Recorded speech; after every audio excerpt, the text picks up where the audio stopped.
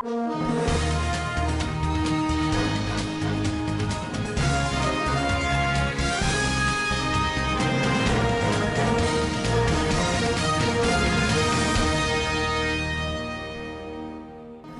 Bello Matawalle inspects the ongoing 8 p.m. to 6 a.m. curfew to ascertain compliance. 248 new cases have been recorded in Nigeria. Western diplomat warns of disease explosion due to poor handling by government. On business, the government is recording revenue shortages due to the drop from the sale of crude oil globally. And on the international scene, New Zealand to end COVID-19 lockdown.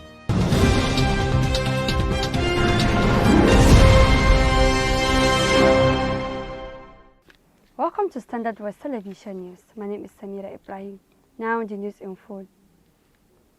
The Executive Governor of Zamfara State, Dr. Bello Muhammad Matawalle Maradon, has inspected the ongoing stay-at-home order of 8 p.m. to 6 a.m. enforced by the federal government in order to ensure a level of compliance. The governor, who went around Gusau Metropolis along with the entire head of security agencies serving in the state, expressed satisfaction with the level of compliance by the citizens of the state. Governor Matawalle said the aim of the inspection is for him to see the level of compliance with the directives by the people of the state and also to observe the way and manner security agencies are conducting their assignment and enforcement of the order. He said his administration will do everything humanly possible to curtail the spread of COVID-19 in the state by enforcing all necessary measures to prevent the pandemic and community transmission of the disease in all parts of the state. The governor therefore reaffirmed the enforcement of the 8 p.m. to 6 a.m. curfew with an additional measure taken on Kauran Namoda town and environs, the headquarters of Kauran Namoda local government area, which is now from 6 p.m. to 6 a.m. in the morning. The governor visited Tudun Wada area, Lala Runabout, Gusau City Center, Gadabiu area, and other strategic places in Gusau, the state capital. During the visit, the Zamfara State Commissioner of Police CP Usman Nagogo, who is the chairman of the State Task Force on Lockdown Order, alongside Brigade Commander 1, Brigade Nigerian Army Gusau, State Director of Security, SDS, and the State Commandant, NSCDC, briefed the governor on the general aspect of the operation and enforcement order on the part of security. CP Usman Nagogo told the governor that people of the state and even motorists have fully complied with the order that simplified the job of the security personnel. He added that police personnel, army and personnel of other security agencies were posted to various entry points of the state and strategic places in order to ensure compliance. It could be recalled that last week Zamfara state government enforced the closure of all markets in the state as well as the suspension of congregational prayers in mosques and churches across the state for the period of 1 week as part of additional measures to curtail the spread of COVID-19 in the state. The death has been announced of Hajiya Rakiya Garaba Kilgori, an elder sister of the family of late Ardan Lugga, Alhaji Muhammad Lugga. Hajiya Rakiya Garaba Kilgori died yesterday in Cairo after a protracted illness. The statement from the family explained that due to the prevailing circumstances, they will observe strict compliance with all the NCDC health and safety guidelines in the course of their bereavement. Interment agreement will be done in Cairo after due clearance from the relevant authorities.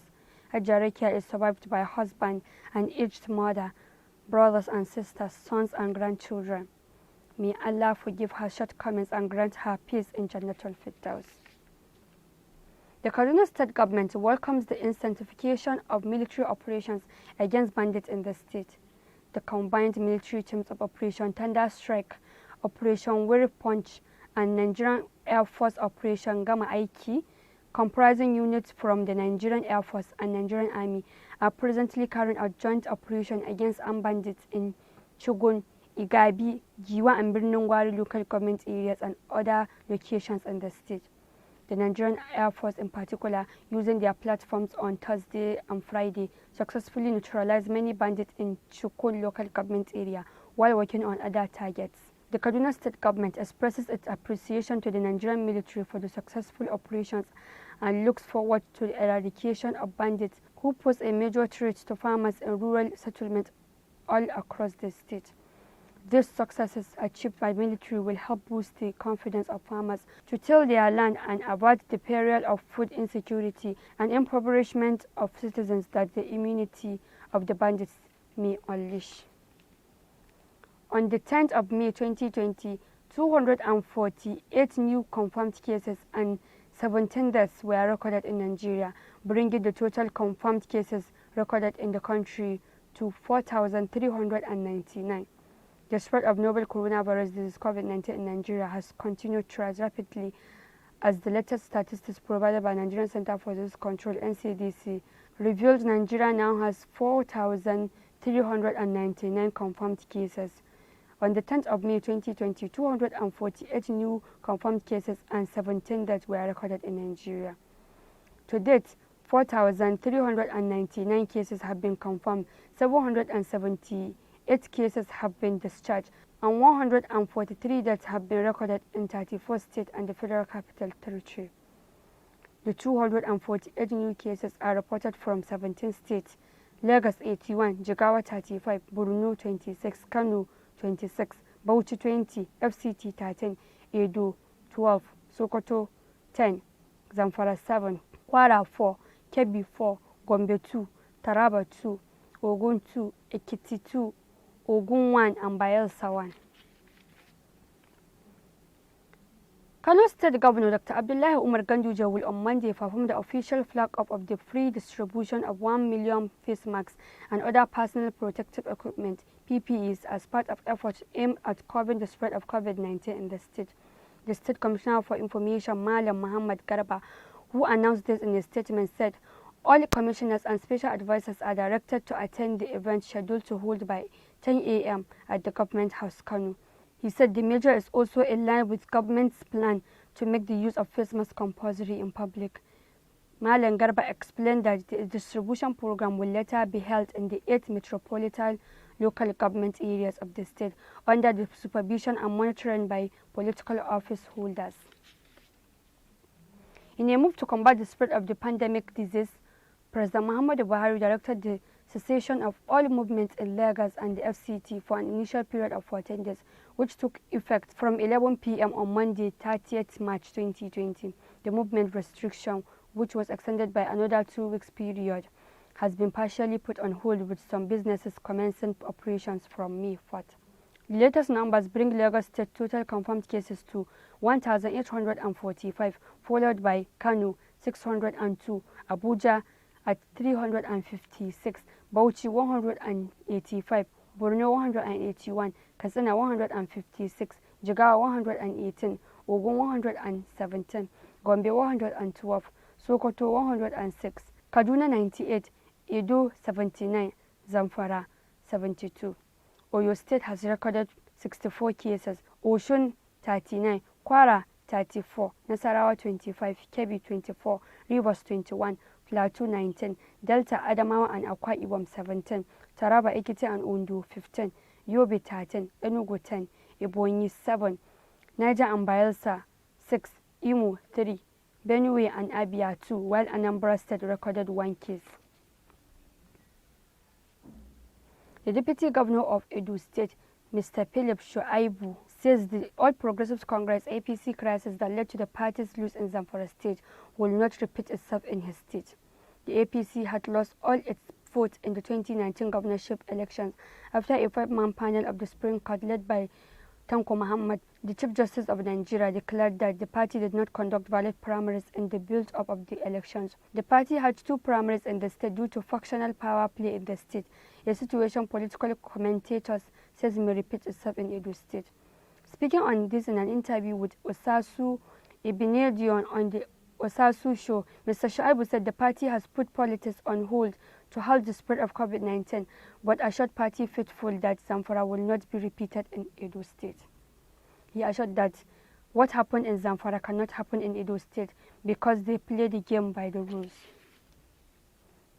The Federal Mortgage Bank of Nigeria, FMBN, has succeeded in increasing the National Housing Fund, NHF, from 232 billion naira it generated in 25 years to 383 billion naira in the last 3 years, an addition of 151 billion naira.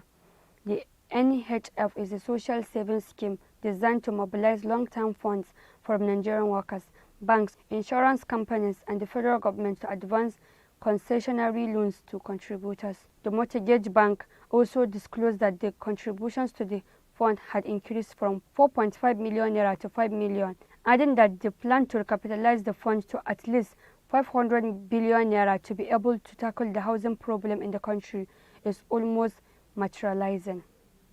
The managing director of the bank, Dr. Engiwa Ahmed, who spoke weekend during a webinar tagged COVID-19 housing as a solution, FMBN leading through the crisis, explained that in the last 3 years, a lot of innovations had been introduced to NHF to attract more contributors. Ebonyi State Governor David Weze Umahi has placed the Commissioner for Local Government Affairs and Permanent Secretary on 1-month suspension without salaries over border lapses. He says if there is no improvement in the running of ministry's affairs after their suspension elapses, he will have no option than to relieve the 2 state government officials of their duties. Similarly, the governor announced the immediate suspension of all development center coordinators in Apipo North and Ivo Council areas of the state over border lapses in their localities. According to him, the affected officials are to hand over to number 1 in their respective development centers, including operational vehicles. Governor Umahi also placed all political appointees and traditional rulers from the 2 local government councils on half salary until normalcy is returned. The death has occurred of the former Minister of Health, Dr. Halliru Alhassan. Dr. Halliru Alhassan, who was until his demise the chairman governing board, Health Services Management Board, Sokoto State, reportedly died on Sunday in Sokoto. Nasir Dan-Iya, Director General Information and Communication Technology Directorate, Sokoto State Government, confirmed the former minister's death via Twitter. May his soul rest in peace. Amen. The Nigerian Union of Journalists, NUJ Sokoto State Council, has commended Governor Aminu Tambuwal for 500,000 support to the family of late Guardian correspondent Mr. Eric Meyer. Mr. Meyer died on April 29th this year at the Usman Danfodiyo University Teaching Hospital, Sokoto, after a brief illness. Presently, the money to the chairman of the council on Saturday, also Muhammad Bello, the special advisor to the governor on media and publicity, said the gesture was to enable the family arrange a befitting burial for their loved one. Alhaji Bello described late Meyer as a humble and law-abiding veteran journalist who made sterling contributions to the development of journalism in the state. On business, the government is said to be recording forest-related revenue shortages due to the drop from the sale of crude oil globally. This was disclosed by the governor of the Central Bank of Nigeria, CBN, Mr. Godwin Emefiele, in a statement issued by the Apex Bank and seen by Nairametrics. In a statement, Mr. Emefiele expressed that the Apex Bank had put in place policies to ensure an orderly exit for those that might be interested in doing so, and also urged investors to be patient as such perpetrations are processed owing to the bank's policy to orderly exit of investment. He said the foreign exchange available will be devoted to strategic importation or service obligations that are priority.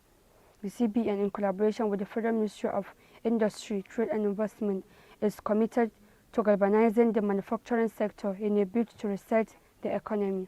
On its meeting with banks, manufacturers in the health sector and the larger manufacturing group, Mr. Emefiele explained that the challenge posed by the pandemic necessitated that, as leaders, the fiscal and monetary authorities must work together to moderate the health and economic impact of COVID-19 in the country.